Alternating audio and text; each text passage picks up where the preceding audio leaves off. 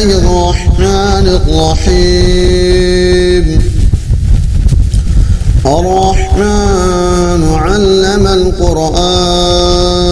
خلق الإنسان علمه البيان الشمس والقمر بحسبان والنجم والشجر يسجدان والسماء رفعها ووضع الميزان ألا تطغوا في الميزان وأقيموا الوزن بالقسط ولا تخسروا الميزان والأرض وضعها للأنام فيها فاكهة والنخل ذات الأكمام والحب ذو العسل والريحان فبأي آلاء ربكما تكذبان خلق الإنسان من صلصال كالفخار وخلق الجن من مارج من نار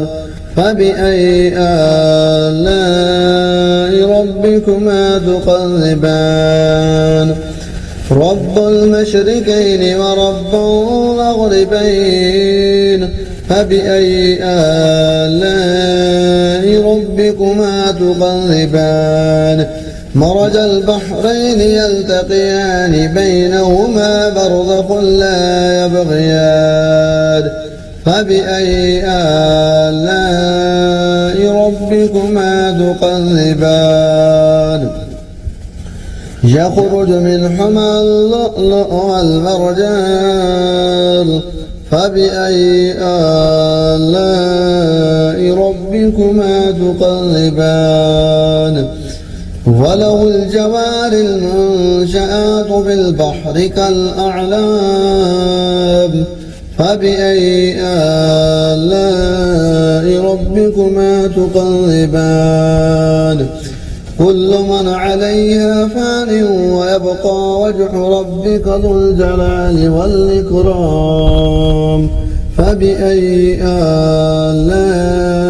ربكما تكذبان يسأله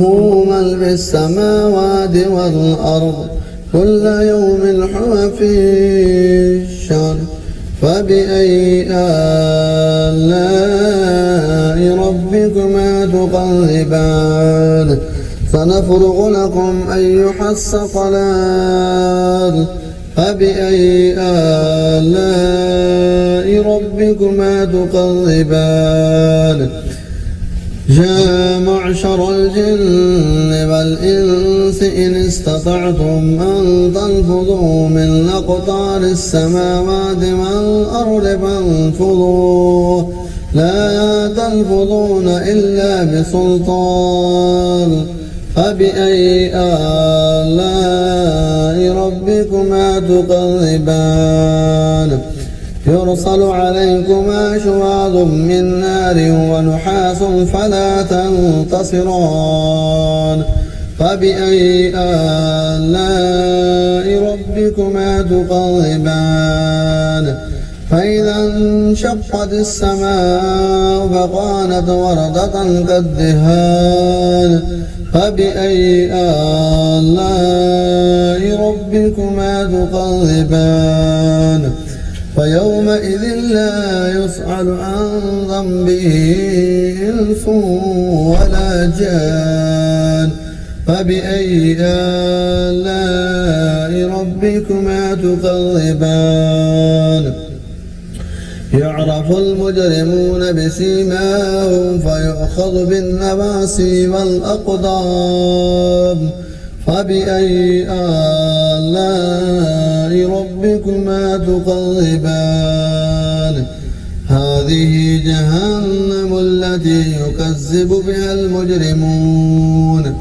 يطوفون بينها وبين حميم الآن فبأي آلاء